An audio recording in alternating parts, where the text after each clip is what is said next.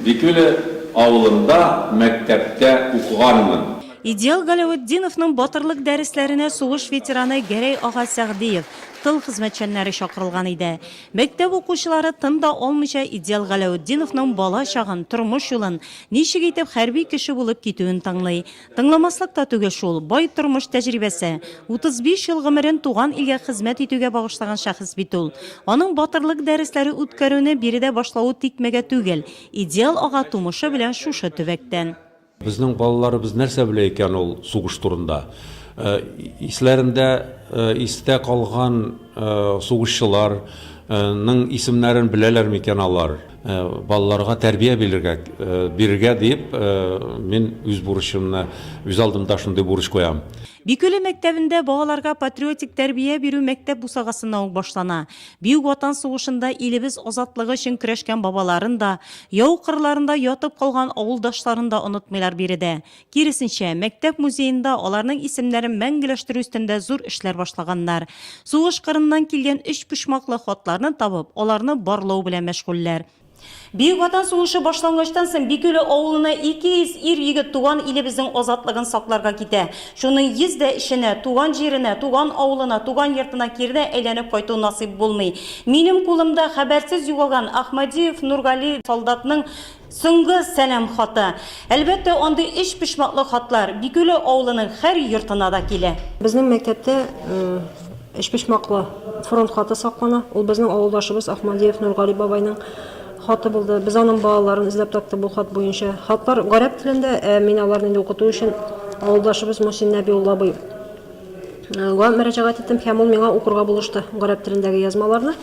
Һәм укучылар белән инглиз фәнни эзләнү эшләдек, аларның балалары белән һәм менә күптән түгел генә Чаллы шәһәрендә үткәрелгән Эхо веков гасырлар кайта авызы дигән конкурста шушы фронт хаты дигән эзләнүчебез 2нче дәрәҗә диплом белән бүләкләнде.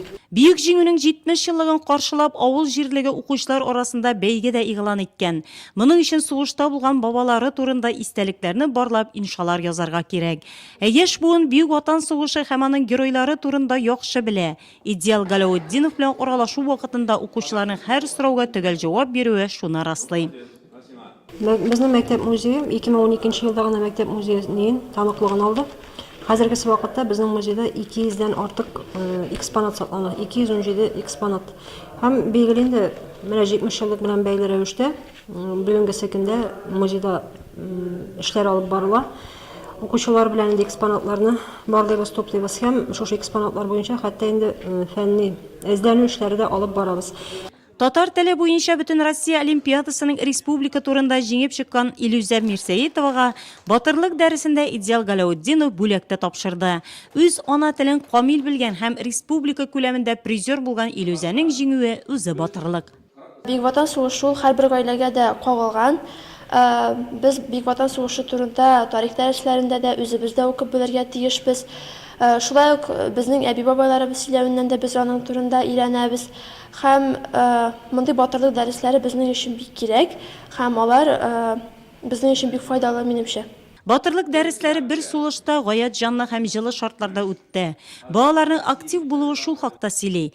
Дәһшәтле елларның ачысын, төчесен үз җилкәләрендә татыган сугыш чоры балаларының теләге бер.